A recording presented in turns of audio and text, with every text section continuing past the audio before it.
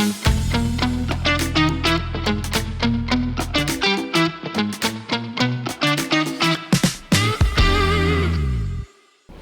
家好，我係劉慧卿，歡迎大家嚟到我哋民主黨呢個節目，咁啊仲可以捱到年尾啦，咁就收工啦嚇。咁今日咧就好高興咧，就請到綠色和平嘅資深項目主任譚穎琳。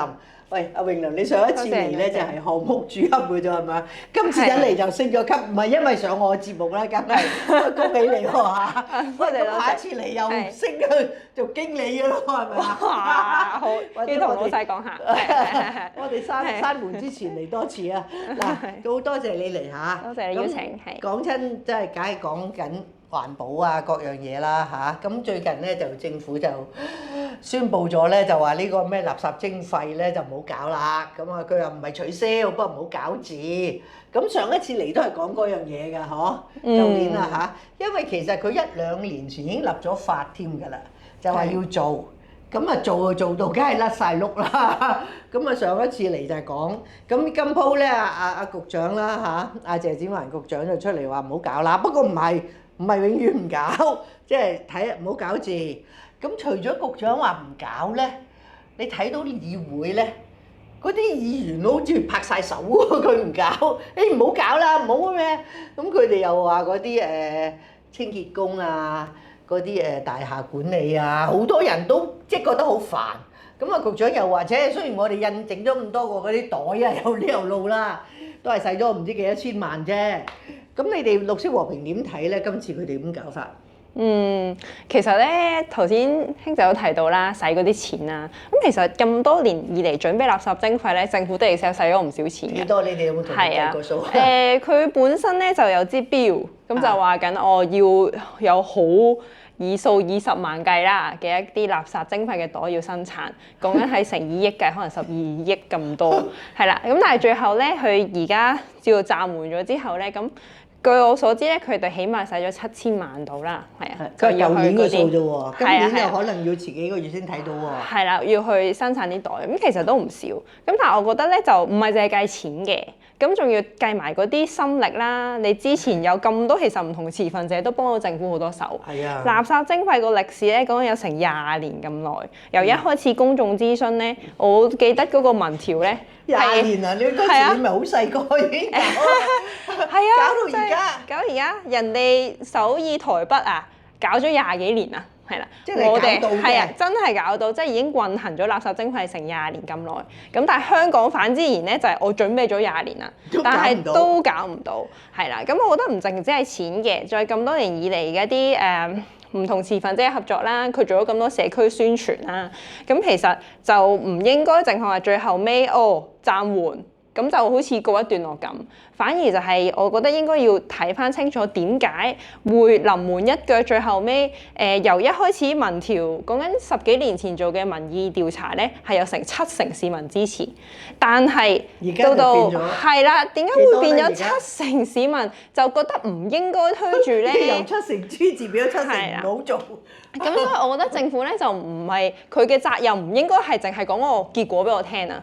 其實佢應該去睇翻點解民意會有呢個逆轉，去睇翻之前係咪公布政策嘅時候，佢宣傳嗰陣時，佢解説得唔夠清楚，係啦，又或者其實佢對於前線嗰種關顧唔夠充足。係啦，即係頭先提到嘅，當然即係清潔工同埋一啲前線嘅物業管理，可能佢有相關嘅問題。其實政府有冇好好咁去調解咧？我覺得佢嗰份報告咧，佢有份報告㗎嘛，其實應該係睇返呢啲問題再去改善。但係佢份報告最後尾嘅結論就係因為地緣政治係啦，又話且貿易戰。而家兩伊節唔係呢個加沙同埋咩都就嚟講和咯喎，地緣政治好咗啲㗎咯喎。即係我哋就覺得外部有外部嘅形勢，但係內部其實佢有個責任去檢討翻點解會有呢個逆轉，同埋點解唔得。即係使咗咁多錢，你都同公眾交代翻公帑點樣使咁啊？係啦，就唔係變咗而家好似就係傳媒啦，同我哋啦喺度計翻佢幾多。其實佢應該係自己公佈、自己檢討。喂，其實嗰個地緣政治，人哋經濟唔好，因為你啲垃圾徵費你都扯埋地緣政治，即係我出去講都冇嘢講啊嘛，即係好大鑊啊，係咪咧？即係即係我覺得佢就好似將咗啲責任想移走咗咁啊。係啊，人哋影響我，但係其實我覺得政府應該要自己反思翻多啲嘅。喂，你講起啲袋啊，首先問下。咁你印咗咁鬼多，初都好多問題㗎嗰啲袋係咪？你記得細個、大個？喂，咁你就去咗邊呢啲袋？你知佢有冇用到啊？抑或係咪已經抌咗去堆填區啊？我哋公司都有啲袋，嗰陣時買定咗就係要測試下，係啦，最後尾就真係我哋當普通垃圾袋咁用，係啦，咁但係都用咗，係啦，冇抌到。咁但係根據而家政府咧就話佢可能會派咗去啲公屋啊，又或者去一啲政府部門嗰度用咁樣。有冇啫？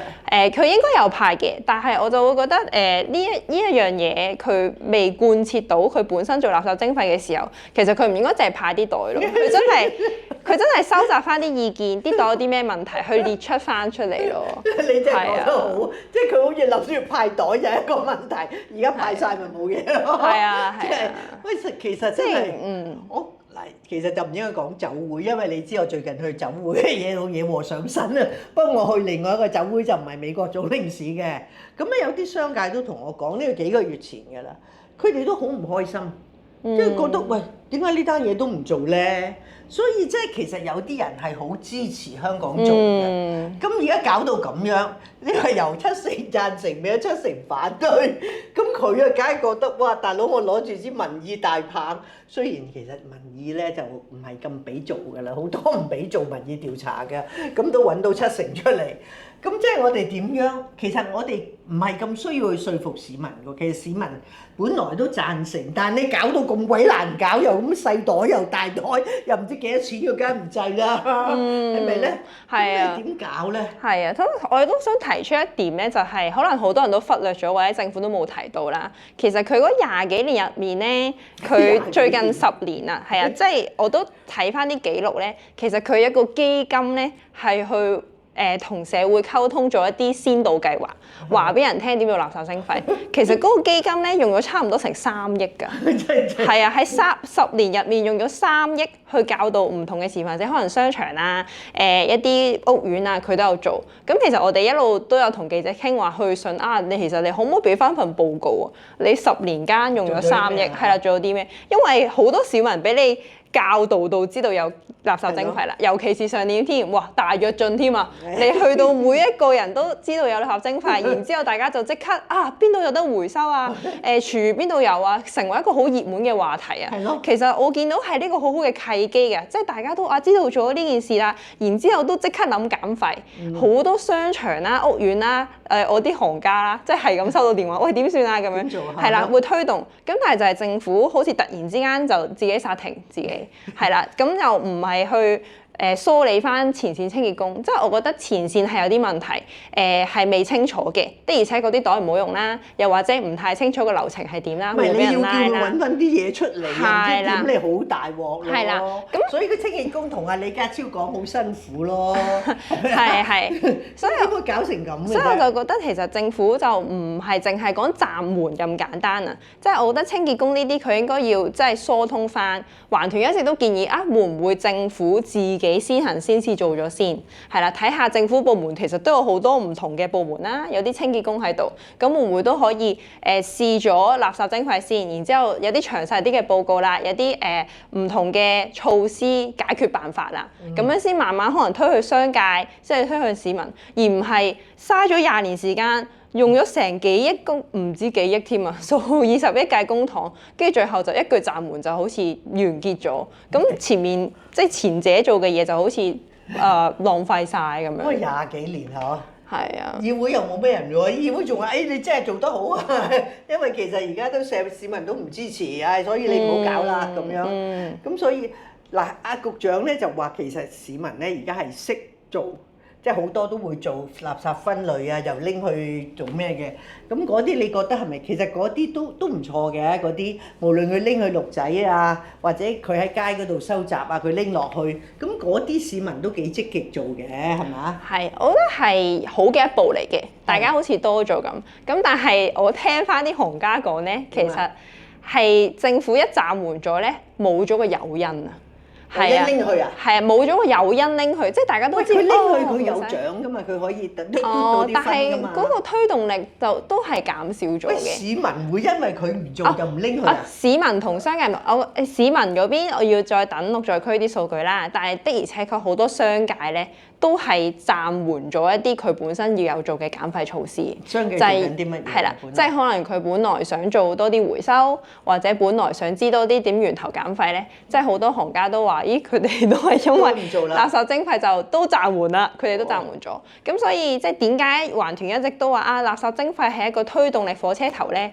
其實嗰個價錢咧的而且確比起其他國家地區唔叫高嘅，即係好一紙一列，係啦。咁但係嗰啲少少嘅錢咧，對於商界嚟講咧，係啦，佢就係一個好大嘅誘因去推動改變咯，係啦。咁我哋有啲遺憾嘅就係就係聽到翻嚟就係一暫緩咗，好多一啲商界都暫緩咗相關嘅措施，係啦。咁我哋都恐怕會唔會嚟緊就會少咗誘因，令到垃圾量就反升咁樣咧，係啦。咁所以我哋都希望政府同時之間要做多啲生產者責任制嘅，即係而家講緊啲膠樽啊、紙盒啊，你應該俾多啲誘因，譬如即係1蚊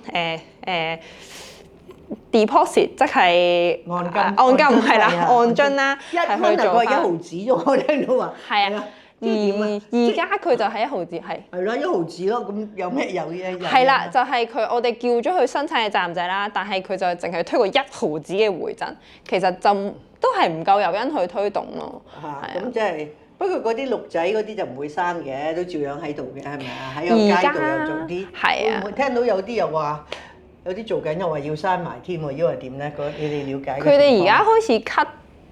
即係減少一啲預算咯，佢減嗰啲分，即係本身可能你有一定嘅分數就可以換到啲米，係啦，所以換得少咗啦。係啦，或者你要多啲分先換到，咁我會見到呢個趨勢咯。但係佢唔會閂嗰啲鋪頭，即係你拎去都仍然有嘅，周圍都有。不過我睇到有啲區佢係真係閂咗嘅喎。哦，呢個我哋都要詳細睇下。係。即係變咗好多嘢都縮啊！嗬。嗯。係，不過我哋都要提一提咧，其實回收係一個叫做都比較後尾嘅手段嚟嘅。即係你想喺源頭嗰度。係啊，同埋其實回收都唔易㗎，係啊，又要洗乾淨先啦，分好類先去啦，同埋好多時咧唔係好多嘢都回收得㗎嘛，即係好似。其實呢度好好啦，哇！好多嘢都係重複使用啦，係啦。咁但係嗰啲可能而家應節啱啱過完中秋節啦，嗰啲月餅，係啦，月餅罐啦，係啦。但係金屬都還好嘅，可以用咗再去。但係咧有時月餅咧我都見到啊，好多膠㗎。又要袋住啦，跟住又有個盒仔裝住啦，裏邊有幾格，係啦，又有幾格啦，好似好多，點知一打開個月餅得咁多啦，跟住個膠又咁大啦，係啦，其實我哋就覺得真係生產者責任制或者叫做點解要規管商界多啲咧？其實呢啲垃圾咧對於我哋消費者嚟講真係冇乜用㗎喎，係啦，即係佢就係為咗抬高佢個價啊，好似大盒啲，但係原來個月餅得咁細個啦，係啦，咁所以我覺得政府咧應該要多啲規管呢一類嘅包裝嘅，即係啲過度包裝，好似近啲，即係台灣咁樣，其實佢都規管緊嘅，即係譬如你嗰個產品有幾大嘅，你個包裝唔可以多過幾多 percent 咁樣，係啦，咁有呢對嘅規範喺度，咁我覺得政府應該加緊推出，咁樣先令到咧，其實香港嘅垃圾會減少啦，同埋消費者好似我咁真係有得揀，同埋我真係望到個產品啊，我真係會聯想到。真實入面嘢真係咁多嘅喎，而佢唔係呃我嘅喎，咁樣。咁台灣啊，或者南韓啊、日本係咪做得好咧？喺呢個生產者責任制。係啊，生產者責任制都好多唔同類型嘅。啲嘢都好多，好大盒嘅喎。係啊，我覺得喺東亞地方咧係都可以進步多啲嘅。咁如果近地以一啲城市咁樣啦，因為有好多時咧都係先進城市先行，就好似垃圾徵費咁樣咧，其實都係城市先行嘅，就好似首爾做緊啦，台北做緊咁樣。咁如果生產者責任制嚟講咧，喺台北咧佢有唔同嘅類型都會有啦，例如過度包裝啦，同埋第二樣嘢啊，而家大家成日都上網買嘢嘅，係啊，原來咧喺台北咧係有個法例講緊你嗰啲速遞包裝啊，其實都唔可以過度包裝，係啊，你係需要頭先我提過都係差唔多標準，譬如你盒嘢咁大，其實你個包裝嘅重量就唔可以多過幾多 percent 咁。其實我哋都可以即係香港政府都可以參考下其他先進城市呢一啲嘅規範，令到咧唔好將一個減少垃圾嘅責任去咗消費者度。即係點解係我一定要拎嗰啲月餅嗰啲過度包裝去回收？係啦，而唔係源頭生產者去做出呢啲嘢嘅時候，去減少一啲無謂嘅垃圾。係啦，月餅又係啦，我去超級市場買個蘋果又係啦。買個蘋果包一大係啊，好難㗎，買一個你就要買晒成抽膠啦先買到。即係我就覺得呢啲就係喺香港嘅時候冇一啲法例規範，令到我哋冇得揀。係啦，咁而家佢就話垃圾徵費真係暫緩啦。咁我希望佢喺生產者責任制咧可以加緊步伐啊。係啊，令到我哋消費者真係有得揀啲少啲無謂包裝、無謂垃圾嘅嘢。咁係咪商界好抗拒啊？你覺得？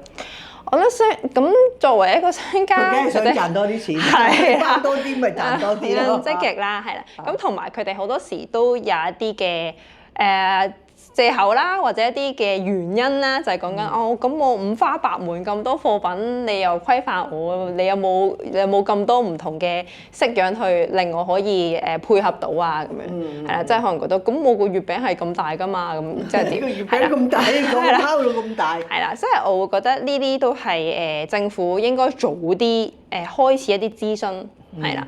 咁而去亦都要落實一個相關嘅日期去做。咁而家傾緊咧係有個生產嘅責任制嘅，就係嗰個膠樽係啦，同紙包飲品盒。咁我覺得政府應該真係快啲落實啦，因為紙包飲品盒咧，我唔知你記唔記得嗰陣時係因為喵喵係啦，話要搬遷。佢係咯，而家喵喵去咗邊啊？係啊，其實嗰陣時已經2-3年啦。我知，但係喵喵冇，仲喺度喎。仲喺度，佢而家搬咗去粉嶺。即係佢唔使消滅喎嚇。係咁點解而家呢個盒又咁緊？有喵喵喺度，不過聽到嗰個局長講又有另外邊度又要搞喎，又可以做啲紙張喎。係點啊？佢有啲廠會出嚟嘅，但係點解我會自己提咧？就係我就會覺得政府喺呢一類型，佢嘅承諾都未兌現到啊！當年講緊成2-3年前就話緊得㗎啦，我哋有生產者責任制會收晒啲紙盒，但係直到今時今日咧，其實條例都仲未生效。哦，係啦，咁所以佢就一路咁樣拖啦。但係我就認為咧，即係呢一類型嘅生產者，應該係要盡快推出，咁樣其實先可以幫助到市民咧，即係我咁樣，哇！咁我先有得揀啦，同埋我去回收真係有多啲嘅推動力去做。喂，你嗰啲紙盒仲有啲咩可以減咧？你買一盒都係咁多㗎啦，你點會縮到點生產者責任制？即係變咗佢，我買完個紙盒，飲完啲牛奶，就拎翻個紙盒俾佢，佢回收啊？因為點啊？係啊，其實減少一啲包裝咧，都有好多唔同嘅方法嘅。嗰個紙盒仲有咩可以減咧？第一樣嘢啦，就係其實我哋可唔可以唔用一啲即棄包裝啦？例如其實有啲牛奶樽咧係玻璃㗎嘛，係啦，可以做啦。咁而咧，其實如果即係好似有一啲嘅汽水公司，而家其實都會有啲玻璃樽嘅飲品，即係又可以拎翻去回收。咁其實某程度上咧，都係一啲生產者責任制推動嘅，因為玻璃樽其實而家已經有生產者責任制㗎啦。喂，嗰啲酒樽係㗎嘛？係啊，即係如果佢重複使用個樽咧，佢就可以慳啲叫做嗰啲咩啊？即係嗰啲稅率咯，係啦，本身一個樽咧可能要9毫9啦，咁如果佢重複使用個樽咧就可以慳啲錢，咁樣就可以推動到商界做多啲重複使用嘅包裝啦，係啦，咁所以我就覺得即係紙盒或者其他膠樽咧，咁政府都係諗下啊，有冇得添飲咧？以前咧去便利店咪有得自由斟嘅，其實你可以帶自己個杯就可以去裝啲汽水噶咯喎，但係啊，而家就冇咗啦，係啦，咁冇得賺啊！嗰啲或者呢啲地方啦，同埋我覺得就係政府會唔會多啲政策有啲誘因，等我哋去到嘅時候，其實我成日都自己攞個杯嘅，係咪已經可以裝到水咧，買到唔同嘅嘢飲咧，咁就可以減少一啲垃圾。咁佢又講緊嗰啲去食嗰啲食嘢嗰啲盒啊，嗰啲佢又話搞唔掂啊嘛，佢話嗰啲你又有熱啊，又多嘢，咁又搞唔掂。嗰啲其實好多㗎，嗰啲盒嚇，嗰啲點搞咧？佢都話揾唔到嗰啲材料去做個盒係可以適合。我哋咧都喺社區推動過一個計劃啊。其實咧外賣咧唔一定要即棄嘅，都可以重複使用。即係堂食咧，我哋咪有啲膠啊或者不鏽鋼嘅碗同碟嘅。咁其實咧喺唔同嗰啲先進城市啊，都試緊咧。其實只要特別設計呢個盒加個蓋咧，係可以拎走，跟住再攞翻嚟。就好似頭先講嘅玻璃樽按樽咁樣，或者細個其實大家食飯買外賣都係咁噶啦，喺屋企攞個兜。咁但係而家就會變咗個餐餐廳免費借個兜俾你，你食完之後就可以還翻去，係啦就好似喺學校咁樣，即係午膳。呢個得，而家嘅啲餐廳可唔可以合作咧？咁搞法？而家有啲少少嘅推動，我哋都做咗嘅。咁其實喺社區咧，我哋之前都試過有成50幾間嘅咖啡店啦。其實你都可以免費借還一啲咖啡杯，係啦，重複使用。咁而家咧都開始見到某部分嘅咖啡連鎖店開始嘗試，即係你係可以有個程式。唔係你係直接喺佢嗰度借杯，佢係啊，佢有啲重複使用嘅杯可以借俾你。咁你飲完就拎洗乾淨，俾翻佢。沖一沖就得，去還翻佢哋任何一間分店都可以。係啦，咁而家有呢個趨勢出嚟，咁我覺得呢個都係一個好嘅嘗試啦。咁而家我哋都推動緊嘅就係可能日常生活有啲難啦，你可能會去又要去下 A 咖啡店，又要去下 B 咁樣。咁但係我哋見到咧，香港而家講盛事經濟啊嘛，係啊，即係我哋認為咧，其實好似啟德體育園呢一啲係啦，呢啲地方其實佢係一個好好嘅場地，可以重複使用咯。佢一年做成20幾30場盛事，每場其實有幾萬人參加，每場就有10幾萬個即期噶咯喎。喂，佢話嗰啲我就未去過啦。佢話去咧又唔帶樽，又唔俾帶蓋，係乜鬼嘢咧？佢嗰個係咪就係環保嚟嘅咧？係啊，佢嗰個就係所謂嘅保安啦。但係我哋其實都有唔同朋友話嚇，我去過英國睇足球啊，啲人咪好激動嘅。佢係都唔可以帶杯啊，但係個場就有啲重用嘅杯俾佢用，係啦，咁啊飲完咪還翻咯，咁咪可以用好多次。咁我就覺得呢一類型咧，其實政府應該可能一啲大型場地、大型活動做咗啲重複使用嘅先，係啦，就可以直接減少使用一啲紙啊、盒啊杯，咁慢慢推而廣之啊，呢度成功咗啦，就可以推下餐廳啊、連鎖店啊，都鼓勵去做多啲。其實咁樣先源頭減廢啊嘛，你變咗紙都係垃圾嚟嘅啫。咁你哋有冇同佢哋講啊？係得有㗎，其實就應該係即係好啦，係學你話齋咁大有咁多人，嗬？佢哋聽唔聽得入耳啊？暫時就未聽得入。其實我哋一路都有做一啲工作嘅，即係之前七人欖球賽都話俾大家聽話，我哋3日咋就已經計到有成80幾萬件即棄餐具係抌咗3日咋，係啦。咁你可以見到咧，一啲城市嗰個垃圾係幾龐大，同埋我哋其實上個月咧都有出咗一份報告啦，即係啟德你應該點樣做重用系統，我寫晒俾佢，大概幾多錢都寫埋。其實唔貴㗎，一個紙杯而家都差唔多5毫至1蚊嘅，唔平㗎。係啊，因為佢哋又要靚又要厚啲啦。跟住如果其實你用啲重複使用嘅杯，你洗埋再俾人用完再去，可能1年用到大概40次度。咁其實平均數同一個即棄杯差唔多。佢話啲人工貴啊嘛，要洗杯又去抹翻佢，擺翻喺度。而家有洗碗機㗎嘛？係啊，其實咧而家即係洗碗公司都好盛行啦，有洗碗機。呢一個除咗係方便嘅措施之外，咁都係一個衞生標準嚟嘅。係啦，大家成日都覺得好似即棄杯乾淨啲，其實我又唔覺得係咁喎，係長途運輸落嚟㗎嘛。係咯，係啦，但係你真係洗完再即刻用，其實咁樣係更加乾淨衞生。你哋一定要講多啲俾政府聽啊！另外有一個咧就成日咩嘅咧，就係嗰啲兩餸飯啊，好多人排晒隊去攞嘅。咁我相信就冇人會拎個盒去俾佢噶。我會，你俾個盒佢肯唔肯俾你啊？佢會㗎，佢係肯用㗎。其實佢哋好歡迎。佢歡迎你俾個盒，即係唔會話啊你個盒咁大，我俾多啲你咁咯。唔會，佢都係照樣俾翻。佢夾硬，佢有時仲會夾硬塞多啲俾我。係。因為你咁乖拎個盒，我自己去買雞肉飯我都係拎個盒去嘅啫。係啊。咁即係其實嗰啲都可以，即係但係就一係重用或者鼓勵啲市民，不過啲市民就真係唔肯。哇！搞錯，我袋住個盒喺佢身度咁樣去買，因為其實放工好多人都係排隊買㗎，買咗拎翻屋企食啊嘛。咁你咪拎個盒去咯。嗰啲真係，即係我哋其實市民，你覺得香港市民嗰個環保意識係咪好足夠咧？呢啲咁嘅嘢肯唔肯做咧？有啲人係袋住對筷子啊，袋住匙羹嘅喎，不過好少咯。就我有時覺得就係政策有冇推動到呢個改變咯。即係大家成日都話我見到首爾、台北啲人好環保啊咁樣。咁但係咧，其實我哋睇翻咧，係因為佢細個已經有垃圾徵費，即係佢阿媽已經同佢講：喂，你唔好亂咁整啲垃圾啊，抌垃圾去俾錢㗎。咁我係好記得啦，係啦，好搞笑嘅，即係我就特登問嗰啲，即係我哋有同事都喺台北首爾㗎嘛，即係可能佢都係首爾人啦。跟住我問佢嘅時候咧，我係講咗成5分鐘，佢都唔知我講緊啲乜嘢。跟住我話垃圾徵費啊咁樣，跟住佢先叮一聲，唔係啊，佢話佢已經習慣到，佢唔記得呢個係一個政策啊，係啊，佢已經習慣咗嚇，咁你買垃圾袋梗係要俾錢買㗎啦，你抌就梗係要分類㗎啦，即係佢哋已經潛移默化咗20幾年都係咁嘅政策，係啦，佢就會好好奇啊，原來你哋香港係冇㗎，咁搞笑嘅，即係佢會覺得其實好多城市都係咁樣，佢就反而好好奇點解香港而家都會冇，跟住佢都會話啊，如果你哋抌垃圾唔使俾錢咧，其實好多時啲人都會亂抌㗎喎，即係可能有啲商家就整多咗麵包唔緊要㗎，抌咗佢咯，係啦。咁但係嗰啲城市就會少啲啦，因為佢抌個麵包都要錢，所以佢哋就會擺多啲時間睇下啊，我需唔需要做咁多量？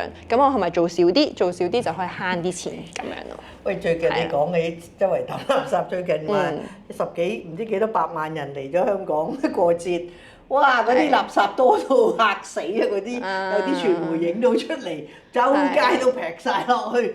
真係好恐怖喎！嗰啲就唔知邊個俾，嗰啲納稅人俾咯。即係有啲人佢都唔使去收費啦。你係遊客又好，你普通人，你喺街食完嘢劈咗喺地，你使乜徵費啫？真係好離譜啊！呢啲我相信喺其他即係比較文明啲嘅城市，怕唔會出現啲。即係當然你話喂大佬10幾萬人喎，幾十萬人喎，梗係有垃圾啦。但係都唔係抌到咁樣咯。係啊，我覺得你講得啱啊，因為其實唔係真係人多一定要多啲垃圾㗎嘛。係啊，我哋可以有一啲措施點樣去減少，即係唔好俾佢亂咁派嘢咯。係，其實我都唔中意啲人喺街度亂咁派啲宣傳品。咁佢點咧？佢做生意喎，小姐，咁佢點啫？而家所以我都覺得。你自己俾電話佢睇，你睇下你唔好拎啦，好嗎？我覺得香港都已經做得好嘅，而家就好似唔可以免費派發一啲即棄餐具啦，係啦，咁就可以講咗啦。亦都唔可以免費派發一啲可能有塑膠包裝嘅紙巾，係啦，好似係類似咁樣，係啦。咁我覺得呢啲係第一步，慢慢去做，同埋一啲酒店嗰度啊，都唔會亂咁擺晒所有啲即棄嘅嘢喺度，係啦，而係真係你需要嘅先問佢拎，係啦。咁我覺得呢個都係一啲好嘅措施去做咗先。不過真係有排搞啊，真係嗬！你話如果其他地方原來咁丁過已經教佢喎，我想我哋幼稚園冇人教啦，而家有冇啊？我暫時未知，因為香港咧好似冇一個叫做環境教育咧，係一定要喺個課程入面。即係點解我咁講咧？就係因為原來我同台北嘅同事傾咧，佢哋係小學嘅教材入面咧，已經一定要去教導去點樣抌垃圾啦，有冇啲一啲環保嘅措施去做。咁所以我就會見到，教育嗰方面咧，唔係淨止話真係政府喺度賣廣告宣傳啊，反而係一啲真係教育嘅課程啦，你有冇啲政策去推動啦？其實咁樣先係有成個嘅比較環保嘅意識嘅增長。唉，咁都唔知幾時搞。而家成日講國安，或者將垃圾同國安搞埋一齊，可能一齊教啊。即係一方面國家安全冇人反對，但係你都教下啲細路啊點樣環保啲。咁樣如果唔係，即係你大個咗出嚟周圍劈，咁你係同佢周圍跟住同佢執垃圾，咁點搞啫？係啊，我覺得國家政策都係講緊我哋嘅青山綠水，就係我哋嘅金山銀山。咁所以咧，我都覺得係真係需要去做好。我呢個我都唔識噏啊！你噏啊！你熟國家嗰啲政策，你噏咩山咩話？你個水咩？你講多次啊！青山綠水即係金山銀山。哦，係啊，呢個係國家主席所講嘅嘢。係咪啊？咁啊講多啲，做多啲啦嚇。係。咁啊嗱，希望你仲有機會再嚟咯。未完之前，咁你到時候再升級啊！祝你嚇，多謝晒你今次嚇，多謝晒，努力啊嚇，大家加油。好，拜拜。拜。